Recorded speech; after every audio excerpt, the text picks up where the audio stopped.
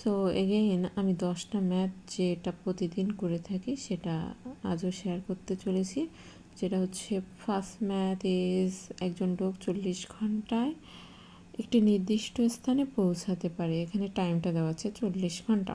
যদি সে গতিবেগের 15 হ্রাস করে তবে ওই সময়ে 5 কিলোমিটার কম যেতে পারে।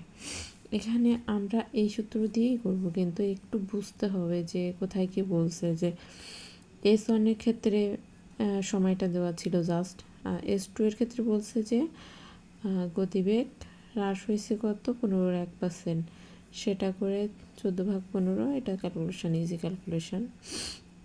S1 এর মানটা কিন্তু এখানে বসিয়ে দেওয়ার পরে এখানে যেটা হয়েছে এই সত্যমতে কি বলছে যে 5 কিলোমিটার কম যায়, তাই S1 মাইনাস S2 সমান 5। এখন S2 এর মানটা বসিয়ে দিলে 75 মান আসে। ওকে, সেকেন্ড ম্যাথটা হচ্ছে এটা দেওয়া আছে, এটা খুব ইজি। আমি just square plus 2b plus B square সূত্র বসালে এই ম্যানটা চলে আসবে, ইজি। থার্ড ম্যাথ হচ্ছে একটা মানের সমীকরণের এক্স এর মান নির্ণয় সূত্র, এটাও খুব ইজি ছিল।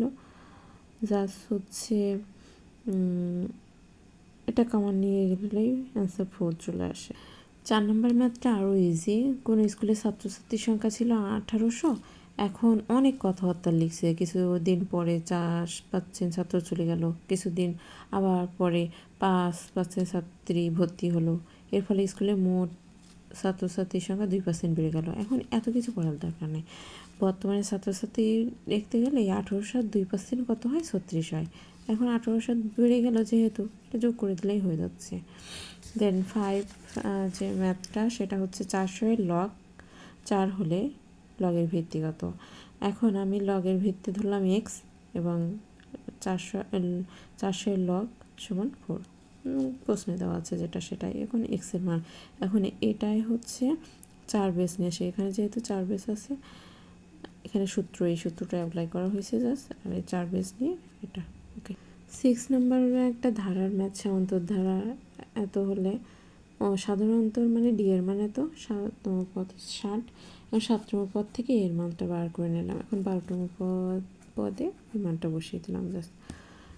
60 মিটার একটি বাঁশের এত এত অনুপাত ভাগ করে বাঁশের টুকরাগুলোর আকার কত হবে। এটা খুবই ইজি, আমি জাস্ট শর্টকাটে লিখছি।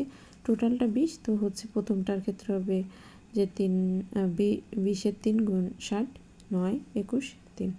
নেক্সট ম্যাথ এই ইজি ম্যাথ ছিল, কিন্তু দেখে মনে হয় যে অনেক কঠিন, কিন্তু এগুলো কিন্তু কঠিন না। সাহস নিয়ে করতে হবে, তাহলে মার্ক ভালো পাওয়া যাবে, আবার টাইমও কম লাগবে। সো এখানে 4টা একই জিনিস হচ্ছে 4x, দেন এটা অ্যান্সার। ওকে, দেন 9 নম্বর ম্যাথটা কী ছিল, যে দুটি গোলকের আয়তনের অনুপাত। এটা একটু মানে জটিল ছিল, বাট বুঝতে পারলে বেশি সময় লাগার কথা না। দুটি গোলকের আয়তনের অনুপাত 8:27, তাদের ক্ষেত্রফলের অনুপাত কত।